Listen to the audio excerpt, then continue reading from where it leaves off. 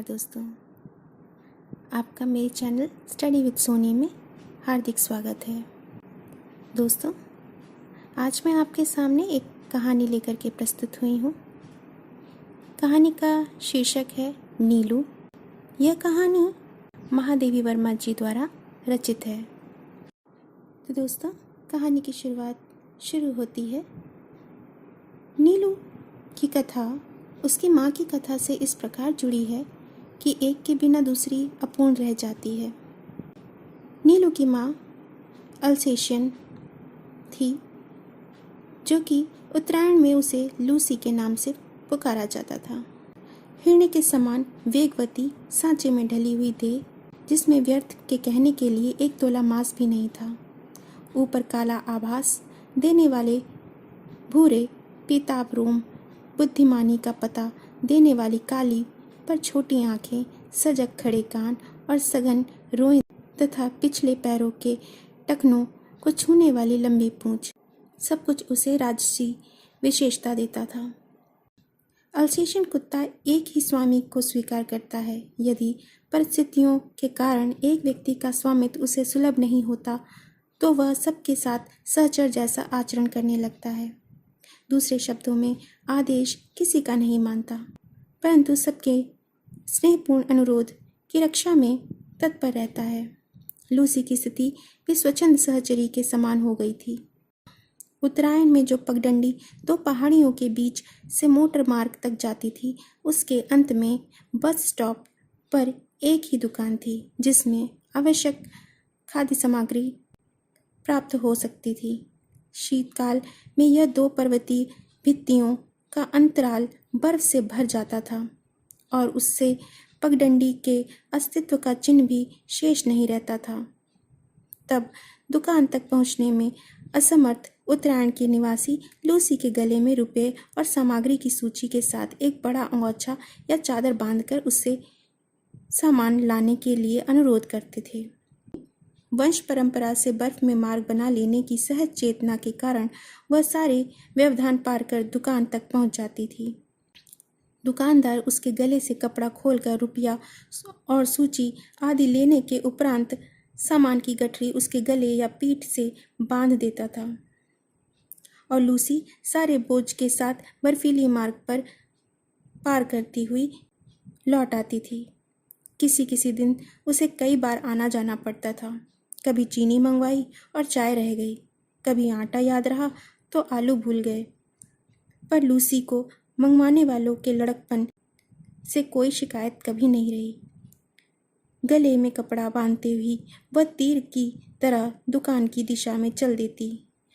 उसकी तत्परता के कारण मंगवाने वालों में भूलने की प्रवृत्ति बढ़ती ही थी।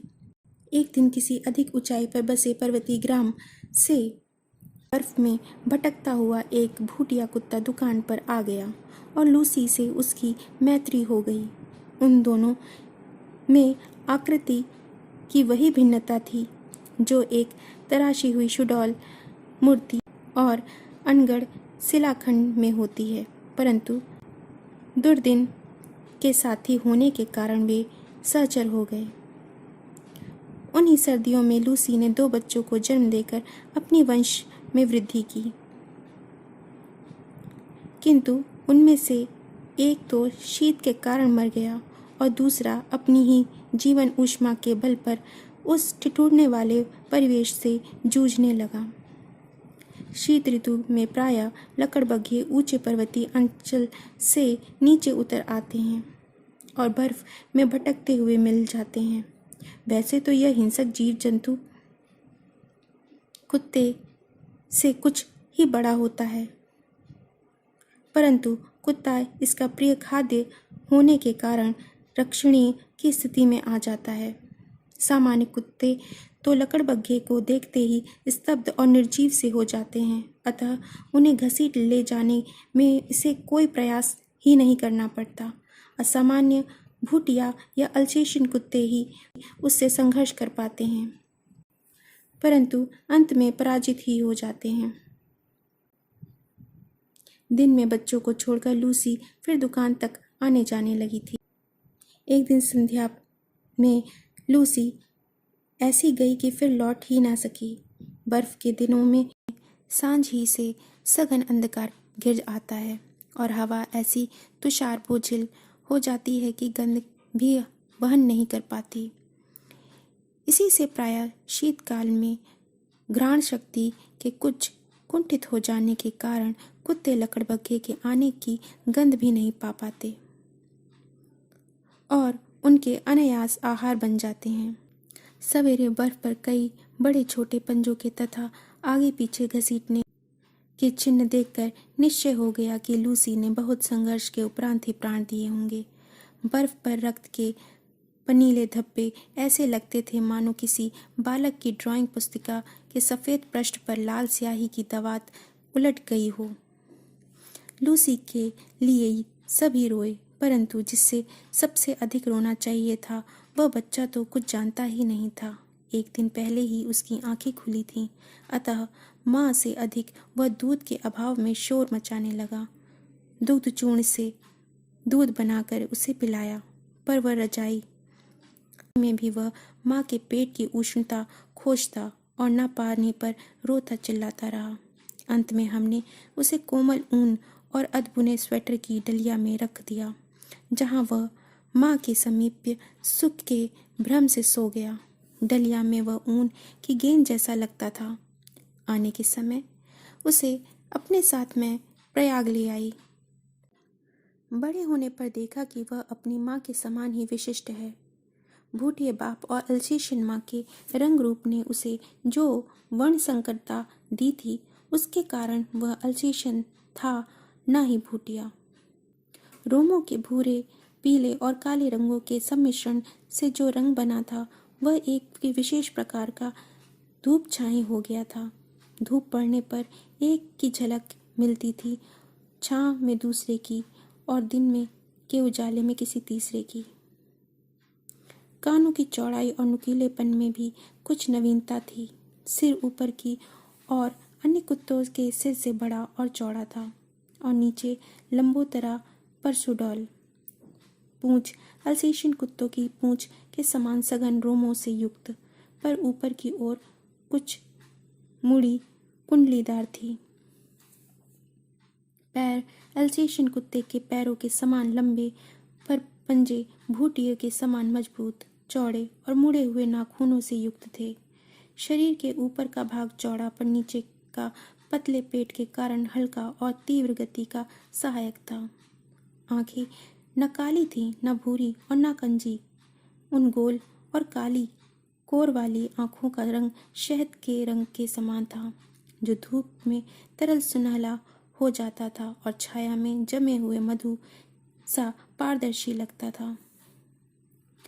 आकृति की विशेषता के साथ उसके बल और स्वभाव में भी विशेषता थी। ऊंची दीवार को भी वह एक छलांग में ही पार कर लेता था।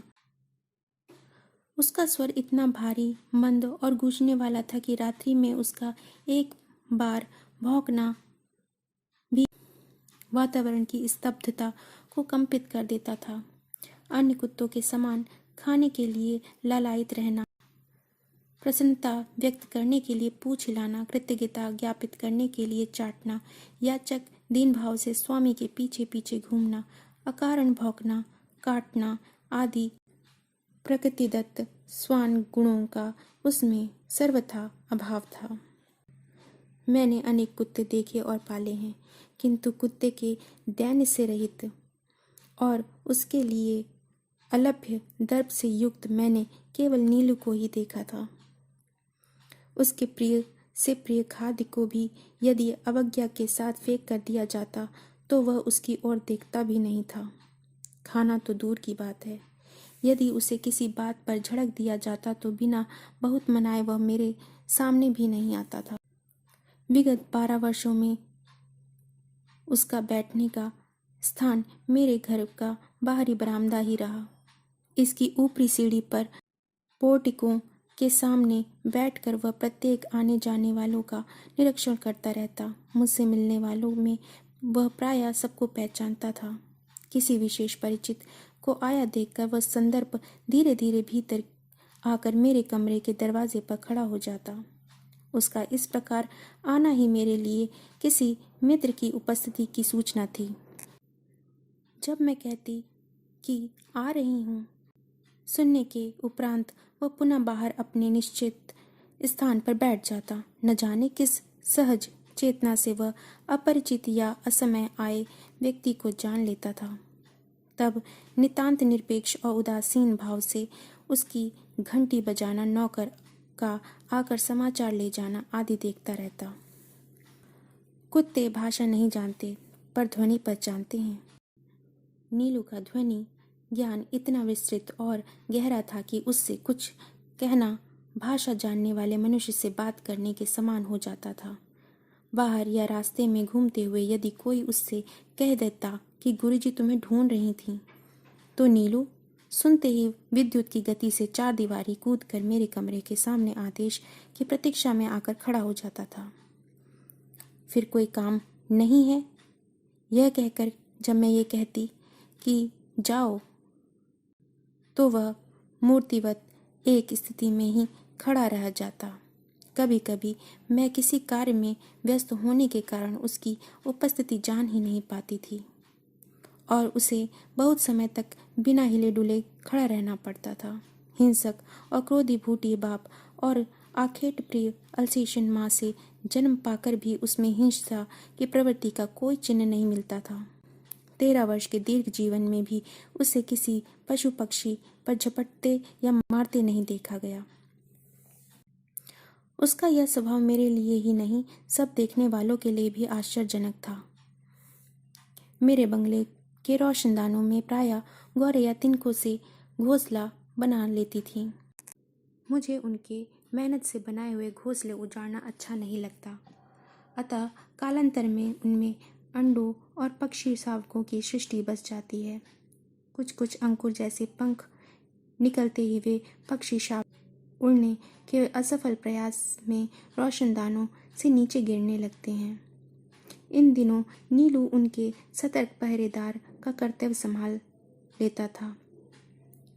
उसके भय से कोई भी कुत्ता बिल्ली उन नादान उड़ने गिरने वालों को हानि पहुंचाने का साहस नहीं कर पाता था। कभी कभी बहुत छोटे पक्षी शावकों को पुनः घोंसले में रखवाने के लिए वह उन्हें हौले से मुख में दबाकर मेरे पास ले आता था। जब तक रोशनदान में सीढ़ी लगवाकर मैं उस बच्चे को घोंसले में पहुंचाने की व्यवस्था न कर देती, तब तक वह या तो बड़ी कोमलता से उसे दबाए खड़ा रहता या मेरे हाथ में देकर प्रतीक्षा की मुद्रा में देखता रहता था। सवेरे नियम अनुसार जब मैं मोर, खरगोश आदि को दाना देने निकलती, तब वह चाहे जाड़ा हो चाहे बरसात मुझे दरवाजे पर ही मिलता और मेरे साथ साथ घूमता। पक्षियों के कक्ष में 2 फुट ऊंची दीवार पर जाली लगी हुई है। नीलू दीवार पर दोनों पंजे रखकर खड़ा हो जाता और अपनी गोल आंखें घुमाकर प्रत्येक कक्ष और उसमें रहने वालों का परीक्षण करता रहता।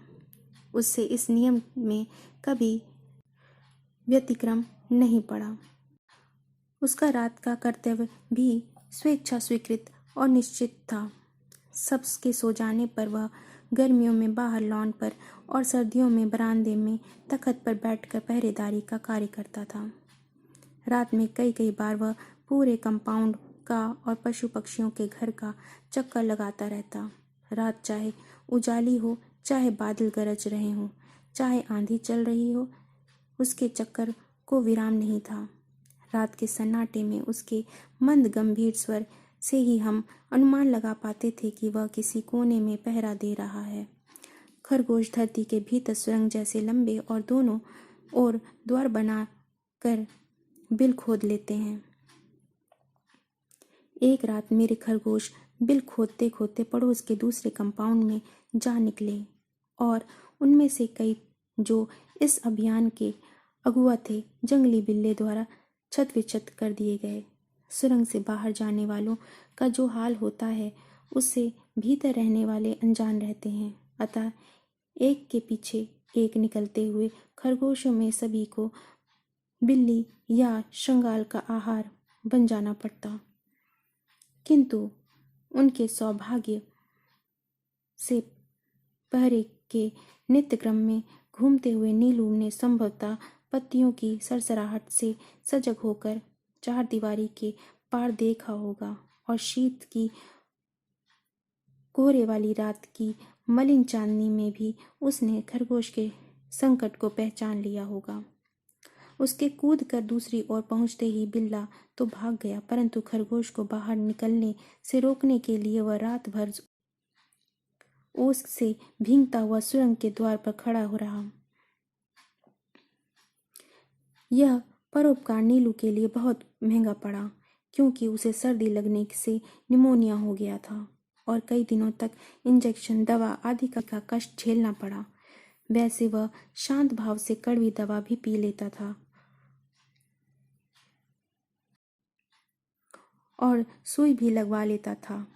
एक बार जब मोटर दुर्घटना में आहत हो मुझे मार्ग से ही अस्पताल जाना पड़ा, तब संध्या तक मेरी प्रतीक्षा करके और कपड़े, चादर, कंबल आदि सामान अस्पताल में ले जाने वालों की हड़बड़ी देखकर उसकी सहज चेतना ने किसी अनिष्ट का आभास पा लिया। जो भी उस संध्या को मेरे बंगले पर पहुंचा, वह नीलू की विषादमयी निश्चेष्ट मुद्रा को देख विस्मित हुए बिना नहीं रह पाया। जब 3 दिन तक उसने न कुछ खाया न पिया, तब डॉक्टर से अनुमति लेकर उसे अस्पताल लाया गया। पट्टियों के घटाटोप में मुझे अच्छी तरह देखने के लिए वह पलंग के चारों ओर घूमने लगा। फिर आश्वस्त होकर पहरे की चिरपरिचित मुद्रा में मेरे पलंग के नीचे जा बैठा। 2 घंटे बाद बहुत समझाने पुचकारने के उपरांत ही उसे घर पहुंचाया जा सका। तब से हर दूसरे दिन अस्पताल न ले जाने पर वह अनशन पर बैठ जाता। इस प्रकार अस्पताल में भी वह नियमित रूप से मिलने आने वालों में गिना जाने लगा और डॉक्टर, नर्सें सब उससे परिचित हो गए। नीलू को 14 वर्ष का जीवन मिला था और जन्म से मृत्यु के क्षण तक वह मेरे पास ही रहा। अतः उससे संबंध, घटनाओं और संस्मरणों की संख्या बहुत अधिक है। कुत्तों में वह केवल कजली के सामीप्य से ही प्रसन्न रहता था, परंतु कजली और बादल एक क्षण के लिए भी एक दूसरे से अलग नहीं रहना चाहते थे। परिणाम हुआ कि नीलू बेचारा एकाकी ही रह गया। जीवन के समान उसकी मृत्यु भी दैन्य से रहित थी। कुत्ते की मौत मरना कहावत है, परंतु यदि नीलू के समान शांत निर्लिप्त भाव से कोई मृत्यु का सामना कर सके, तो ऐसी मृत्यु मनुष्य को भी काम्य होगी। मेरे पास अनेक जीव जंतु हैं, परंतु जिसके बुरा मान जाने की मुझे चिंता हो, ऐसा अब कोई नहीं। तो दोस्तों, ये कहानी यहीं समाप्त होती है। मुझे आशा है कि आपको ये कहानी बहुत ही अच्छी लगी होगी, और अगर अच्छी लगती है तो आप चैनल को लाइक, सब्सक्राइब और शेयर करना ना भूलें। चैनल को आप अपना सपोर्ट देते रहें। नमस्कार।